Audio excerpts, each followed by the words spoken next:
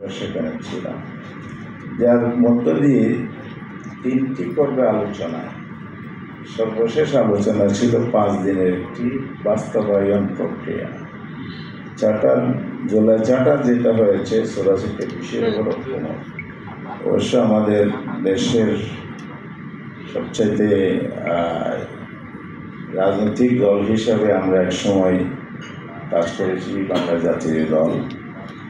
আমরা সবাই মিলে সেখানে আলোচনা করেছি। ওনারা কিছু নোট অফ ডিসেন্ট দিয়েছেন, আমরা একটাতে দিয়েছি, কেউ 4টাতে দিয়েছি। তো সেগুলো সহ জুলাই চার্টার স্বাক্ষরিত হয়েছে 17 তারিখ অক্টোবর, এটা আমরা জানি। পরে কিন্তু অঙ্গীকারটা তার মধ্যে ইনক্লুড করে চার্টার হয়েছে। 2টি পার্ট ছিল, 84টা হলো আর্টিকেল, একটা অঙ্গীকার নামা, সেখানে 7টা। এটাই হলো জুলাই চার্টার। সেকেন্ড দাবি যেটা হয়েছে সেটা হলো এটা কী বাস্তবায়ন হবে, এটাকে চার্টারের পার্ট ছিল না, স্বাক্ষরের পার্ট এটা ছিল না।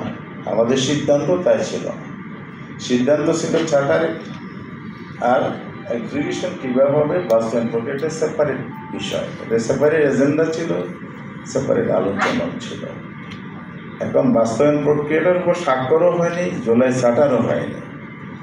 পরে সরকার যখন জাতীয় কমিশন যখন সরকারের কাছে সুপারিশ মালা কীভাবে বাস্তবায়ন হবে পেশ করা হলো, তখনই আমাদের মধ্যে কিন্তু এই বিরোধটা তৈরি হয়েছে, ভিন্নতা তৈরি হয়েছে।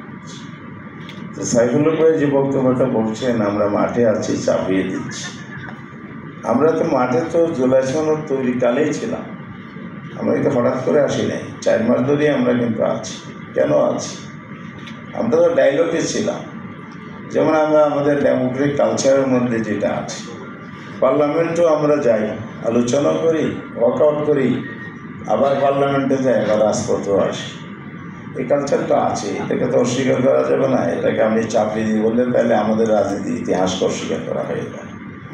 এই জন্য ডায়লগ এবং আমাদের রাজপথ ভয়েস রেজ করা দুটো সমানভাবে চলে, এটা অতীতেও চলেছে, এবং এটা পলিটিক্যাল কালচার, ডেমোক্রেসির বিউটি এটাই। যার যার মত যখন যেখানে প্রযোজ্য সেখানে নিয়মতান্ত্রিকভাবে পেশ করবে। আমরা কিন্তু ভায়োলেন্সে যাচ্ছি না, জোর করছি না, আমরা নিয়মতান্ত্রিক পথে হাঁটছি। এখানে লজিক্যাল বিষয়গুলো আছে কিনা, আমাদের লজিক্যাল বিষয়টা হচ্ছে বাস্তবায়ন প্রক্রিয়া। 2টি জিনিস বলা হয়েছে, লং টার্মে 4টি আছে, ইমিডিয়েট যে 2টি আছে এটা হচ্ছে জুলাই চার্টারের উপর একটা অর্ডার জারি করে, এবং সেই অর্ডারের ভিত্তিতে সরকার নির্বাচনের পূর্বে অথবা একই দিনে একটি গণভোট করবে।